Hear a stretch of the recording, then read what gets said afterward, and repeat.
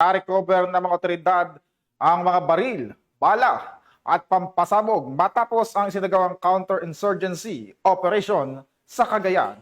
Narito ang report mula kay Police Corporal Marcelino Termenes. Na-recover ng mga otoridad ang iba't ibang uri ng baril, bala, pampasabog at iba pang mga gamit sa isinagawang counter-insurgency operation sa Barangay Tanglagan, Gataran, Cagayan noong August 27, 2025.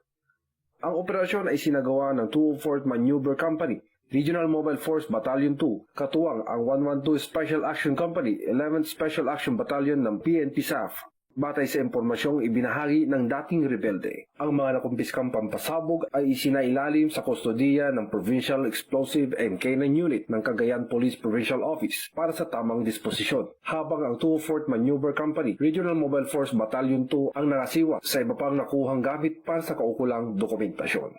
Mula dito sa headquarters sa Fort Santo Domingo, Santa Rosa City, Laguna, ang tahanan ng inyong tagaligtas. Ako ang inyong PNN correspondent, Police Corporal Marcelino Termenes, alagad ng batas, tagataguyod ng Balitang Pulis.